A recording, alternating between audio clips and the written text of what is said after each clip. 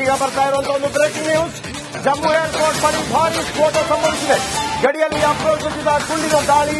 ಜಮ್ಮು ಕಾಶ್ಮೀರದಾದ್ಯಂತ ವಿದ್ಯುತ್ ಸಂಪರ್ಕ ಕಡಿತ.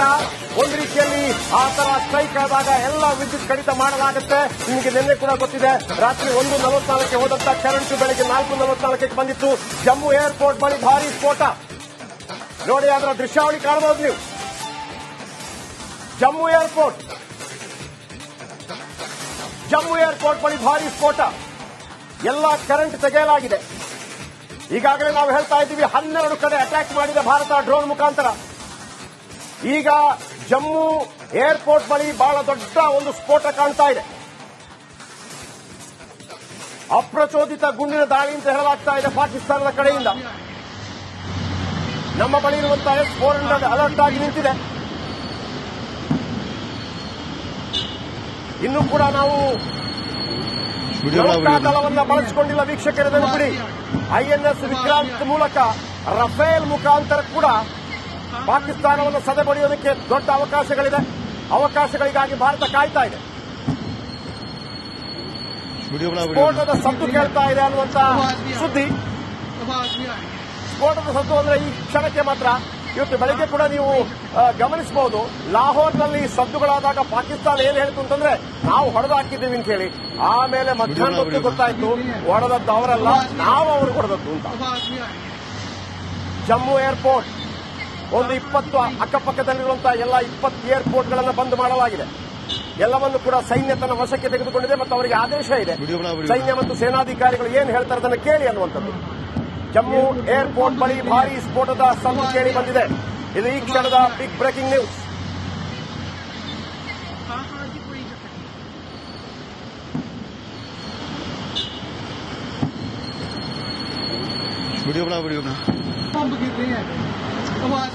ಈ ಕ್ಷಣಕ್ಕೆ ಇದು ಅತಿ ದೊಡ್ಡ ಬ್ರೇಕಿಂಗ್ ನ್ಯೂಸ್. ನಿನ್ನೆ ರಾತ್ರಿ 15 ನಗರಗಳನ್ನು ಗುರಿಯಾಗಿಸಿಕೊಂಡು ಕ್ಷಿಪಣಿ ಅಟ್ಯಾಕ್ ಮಾಡೋದಕ್ಕೆ ಪಾಕಿಸ್ತಾನ ಎಲ್ಲ ರೀತಿಯಲ್ಲಿ ಸರ್ವಸನ್ನದ್ಧವಾಗಿತ್ತು. ಆ ಎಲ್ಲ ಕ್ಷಿಪಣಿಗಳನ್ನ ನಮ್ಮ ಭಾರತದ ಏರ್ ಡಿಫೆನ್ಸ್ ಸಿಸ್ಟಮ್ ಚಿಂದಿ ಚಿತ್ರಾನ್ನ ಮಾಡಾಕಿದೆ. ಮತ್ತೆ ನಮ್ಮ ಡ್ರೋನ್ ಇವತ್ತು 12 ಕಡೆ ಅಟ್ಯಾಕ್ ಮಾಡಿದೆ. 12 ಜಾಗಗಳಿಗೆ ಹೋಗಿ ತಲುಪಿದೆ. ಮತ್ತು ರಾವಲ್ಪಿಂಡಿ, ಲಾಹೋರ್ ಮೇನ್ ನಗರಗಳನ್ನ ಟಾರ್ಗೆಟ್ ಮಾಡಿದೆ. ಸ್ಕೈ ಸ್ಟ್ರೈಕರ್ ಭಾರತ ಮತ್ತು ಇಸ್ರೇಲ್ ನೆರವಿನಿಂದ ಬೆಂಗಳೂರಿನಲ್ಲಿ ತಯಾರಾದಂತಹ ಡ್ರೋನ್ಗಳು. 2021ರಲ್ಲಿ 100 ಡ್ರೋನ್ಗಳನ್ನು ಸೇನೆ ಖರೀದಿ ಮಾಡಿತ್ತು. ಆನಂತರ ಸಾಕಷ್ಟು ಡ್ರೋನ್ಗಳನ್ನು ಯಾವುದೇ ವ್ಯಕ್ತಿಗಳಿರೋದಿಲ್ಲ.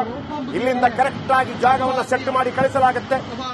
ಒಂದು ವೇಳೆ GPS ಕಟ್ಟಾದ್ರೂ ಕೂಡ ಅದು ತನ್ನ ಗುರಿಯನ್ನು ತಲುಪುತ್ತೆ. ಒಂದು ವೇಳೆ ಕೊನೆ ಕ್ಷಣದಲ್ಲಿ 2 ಸೆಕೆಂಡ್ ಇರುವಾಗಲೂ ಕೂಡ ಅದು ಅಟ್ಯಾಕ್ ಮಾಡೋದು ಬೇಡ ಅಂತಂದ್ರೆ ಅದನ್ನ ಸ್ತಬ್ಧ ಮಾಡೋದಕ್ಕೂ ಕೂಡ ಅವಕಾಶ ಇದೆ ಡ್ರೋನ್ನಲ್ಲಿ. ಕಳೆದ ಬಾರಿ ನಾವು ಏರ್ ಸ್ಟ್ರೈಕ್ ಎಲ್ಲ ಮಾಡಿದಾಗ ಒಳಗೆ ನುಗ್ಗಬೇಕಾಗಿತ್ತು. ಆ ಕಾರಣಕ್ಕಾಗಿ ಅಭಿನಂದನ್ ಅವರನ್ನ ವಶಕ್ಕೆ ಪಡೆದಿತ್ತು ಪಾಕಿಸ್ತಾನ. ಈ ಬಾರಿ ಹಾಗಿಲ್ಲ.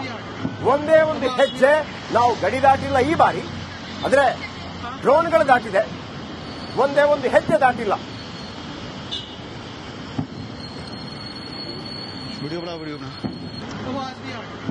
ಓಕೆ, ಇಲ್ಲಿ ಕಾಣ್ತಾ ಇರುವಂತಹ ಒಂದು ನಿಮ್ಗೆ ಅರ್ಥ ಆಗತ್ತೆ ಅದು ಯಾವ ತರ ಅನ್ನುವಂಥದ್ದು. ಇದು ದಾಳಿಯನ್ನ ಇಂಟರ್ಸೆಪ್ಟ್ ಮಾಡಲಿಕ್ಕೆ ಭಾರತದ ಬಳಿಯಲ್ಲಿ S-400 ಜಮ್ಮು ಕಾಶ್ಮೀರದ ಬಳಿ ಒಂದಿದೆ. ಒಟ್ಟು ಭಾರತದಲ್ಲಿ 4, ಪಾಕಿಸ್ತಾನದ ಗಡಿ ಭಾಗದಲ್ಲೇನೆ ಒಟ್ಟು 4 S-400 ಅನ್ನ ಯೋಜನೆ ಮಾಡಲಾಗಿದೆ. ಸುದರ್ಶನ ಚಕ್ರ ಅಂತ ಹೇಳಿ ಈ S-400 ಅನ್ನ ಭಾರತದ ಸೇನಾಪಡೆ ಕರೆಯುತ್ತೆ. ಅಮೃತ್ಸರದಲ್ಲೂ ಕೂಡ ನಿನ್ನೆ ರಾತ್ರಿ ಎಕ್ಸಾಕ್ಟ್ಲಿ ಇದೇ ರೀತಿಯ ಚಿತ್ರಣ. ಇನ್ಫ್ಯಾಕ್ಟ್ ನಿನ್ನೆ ರಾತ್ರಿ ಎಲ್ಲ ಸೋಷಿಯಲ್ ಮೀಡಿಯಾದಲ್ಲಿ ಭಾರಿ ಆತಂಕ. ಇಂಥದ್ದೇ ಒಂದು ಬೆಳಕನ್ನ ಕಂಡು ಆಕಾಶದಲ್ಲಿ ಮಿಸೈಲ್ ಅಟ್ಯಾಕ್ ಆಗ್ತಾ ಇರಬಹುದು, ಅಮೃತ್ಸರದ ಮೇಲೂ ಕೂಡ ಅಟ್ಯಾಕ್ ಆಗ್ತಿರಬಹುದು ಅನ್ನೋ ಅಂದಾಜಿತ್ತು. ಆದ್ರೆ ಬೆಳಗ್ಗೆ ಹೊತ್ತಿಗೆ ಪಂಜಾಬ್ನ ಹಳ್ಳಿ ಭಾಗದ ಗದ್ದೆಯಲ್ಲಿ, ಮನೆಗಳ ಮುಂಭಾಗದಲ್ಲಿ ಪಾಕಿಸ್ತಾನದಿಂದ ಬಂದ ಚೀನಾ ನಿರ್ಮಿತ ಮಿಸೈಲ್ಗಳು ಒಡೆದು ಪೀಸ್ ಆಗಿ ಬಿದ್ದುದನ್ನ ಗಮನಿಸಿದ್ವಿ. ಆ ಪೀಸ್ ಆಗೋದ್ರ ಹಿಂದಿರೋದು ಭಾರತದ S-400 ನ ಶಕ್ತಿ. ಈಗ ಜಮ್ಮುವಿನಲ್ಲಿ ಕಂಡಿರುವ ಇದು missile.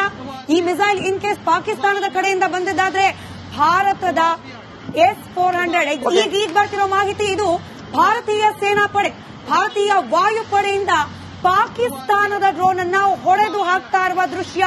As we were saying, ನಾವು ಇದನ್ನೇ ಹೇಳಿದ್ದು, ಜಮ್ಮು ಕಾಶ್ಮೀರ ಭಾಗ ಇಸ್ ವೆಲ್ ಪ್ರಿಪೇರ್ಡ್.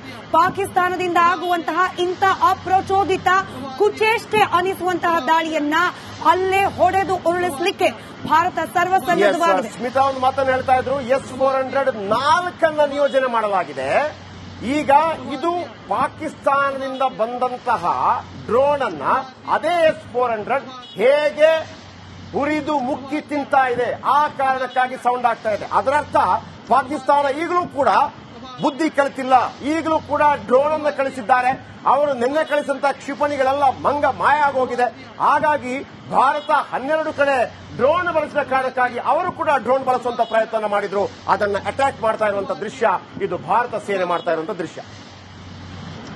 ಜಮ್ಮು ಕಾಶ್ಮೀರದ ಭಾಗದಲ್ಲಿ ನಿರಂತರವಾಗಿ ಪಾಕಿಸ್ತಾನ ಗುರಿಯಾಗಿಸಿಕೊಂಡು ದಾಳಿಯನ್ನ ಮಾಡೋ ಪ್ರಯತ್ನ. ಪೂಂಚ್ ಭಾಗ ಇವತ್ತು ಎಂಇಎನಿಂದ ಕಾರ್ಯದರ್ಶಿಗಳಾದ ಮಿಶ್ರಾ ಅವರು ಮಾಹಿತಿ ನೀಡೋ ಸಂದರ್ಭದಲ್ಲಿ ವಿತ್ ಪ್ರೂಫ್ ಫೋಟೋಗಳ ಸಾಕ್ಷಿ ಸಮೇತ ತೋರಿಸಿದ್ರು ಹೇಗೆ ಉಗ್ರಗಾಮಿಗಳ ಬೆಂಗಾವಲಾಗಿ ನಿಂತಿದೆ ಪಾಕಿಸ್ತಾನದ ಸೇನಾಪಡೆ ಅಂತ ಹೇಳಿ.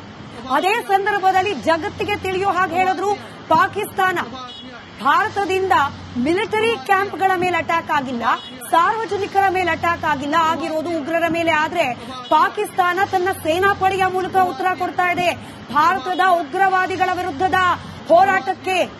ಇದನ್ನ ಬಹಳ ಸ್ಪಷ್ಟ ಮಾತುಗಳಲ್ಲಿ ವಿದೇಶಾಂಗ ಇಲಾಖೆಯ ಕಾರ್ಯದರ್ಶಿ ಮಿಶ್ರಾ ಅವರು ಕ್ಲಿಯರ್ ಕಟ್ ಆಗಿ ತಿಳಿಸಿದ್ದಾರೆ. ಆದ್ರೂ ಕೂಡ ಈಗ ಆಲ್ರೆಡಿ ವಿಶ್ವದಾದ್ಯಂತ ಯಾವ ದೇಶವು ಪಾಕಿಸ್ತಾನದ ಪರವಾಗಿ ನಿಲ್ಲಲಿಕ್ಕೆ ಸಿದ್ಧವಿಲ್ಲ. ಇಂಥ ಪರಿಸ್ಥಿತಿಯಲ್ಲೂ ಕೂಡ ದಿಕ್ಕೆಟ್ಟಿರುವ ಪಾಕಿಸ್ತಾನದಿಂದ ಇಂಥ ದಾಳಿಯ ಪ್ರಯತ್ನವೂ ಅಲ್ಲ, ವಿಫಲ ಪ್ರಯತ್ನ.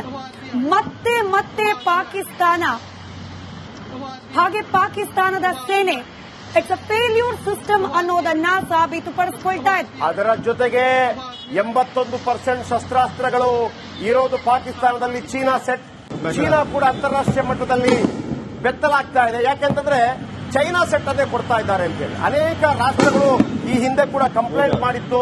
ಇವರು ಕೊಡುವಂತ ಐಟಮ್ಗಳು ಸರಿ ಇಲ್ಲ ಅನ್ನುವಂತ ಕಂಪ್ಲೇಂಟ್ ಗಳನ್ನ ಅನೇಕ ಬಾರಿ ಮಾಡಿತ್ತು. ಸೊ ಹಾಗಾಗಿ ಚೀನಾ ಕೂಡ ಒಂದು ರೀತಿಯಲ್ಲಿ ಕೊಟ್ಟಿತ್ತು, ತಾಂಜೇನಿಯಾ ಕೊಟ್ಟಿತ್ತು, ಕಾಂಬೋಡಿಯಾ ಕೊಟ್ಟಿತ್ತು, ಕ್ಯಾಮರೂನ್ ಕೊಟ್ಟಿತ್ತು, ಬಾಂಗ್ಲಾ, ಮಯನ್ಮಾರ್ ಎಲ್ಲಾ ಕಡೆ ಕೂಡ. ಸೊ ಹಾಗಿರುವಾಗ ಪಾಕಿಸ್ತಾನ ಕೇವಲ ಚೀನಾವನ್ನು ನಂಬಿಕೊಂಡಿದೆ. ಚೀನಾದ ಎಲ್ಲಾ ಶಸ್ತ್ರಾಸ್ತ್ರಗಳು ಕೂಡ ಡಕೋಟಾ ಅನ್ನೋದು ಮತ್ತೆ ಮತ್ತೆ ಪ್ರೂವ್ ಆಗ್ತಾ ಇದೆ. S-400 ವೀಕ್ಷಕರೇ, S-400 ನಾವು ಬಳಸ್ತಾ ಇರುವಂತದ್ದು, ಅವರು ಬಳಸ್ತಾ ಇರುವಂತದ್ದು ಚೀನಾ ಮೇಡ್. ಅದು S-400 ನ ಹಿಂದಿನ ಒಂದು ರೂಪ ಇತ್ತು S-300. ಅದನ್ನ ಕಾಪಿ ಕ್ಯಾಟ್ ಮಾಡಿ ಅವರು ಬಳಸ್ತಾ ಇದ್ದಾರೆ. ಆದರೆ ಭಾರತ ಯಾವ ರೀತಿ ಸರ್ವಸನ್ನದ್ಧವಾಗಿದೆ. ಈ ಹಿಂದೆ ನಮ್ಮ ಬಳಿ ರಫೇಲ್ ಇರಲಿಲ್ಲ, ಇನ್ನು ಕೂಡ ನಾವು ನೌಕಾದಳವನ್ನ ಯೂಸ್ ಮಾಡಿಲ್ಲ.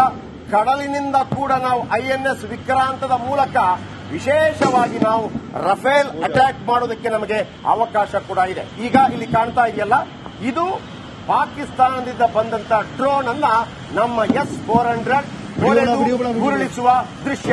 ಆ ಕಾರಣಕ್ಕಾಗಿ ಜಮ್ಮುವಿನಲ್ಲಿ ದೊಡ್ಡ ಸ್ಫೋಟದ ಶಬ್ದ ಕೇಳಿ ಬಂದಿದೆ. ಜಸ್ಟ್ ಫಾರ್ ಕಂಪ್ಯಾರಿಸನ್, ಭಾರತದ ಡ್ರೋನ್ಗಳು, ಕೇವಲ ಡ್ರೋನ್ಗಳು, ನಾವಿನ್ನೂ ಬ್ರಹ್ಮೋಸ್ನ ಪ್ರಯೋಗ ಮಾಡಿಲ್ಲ.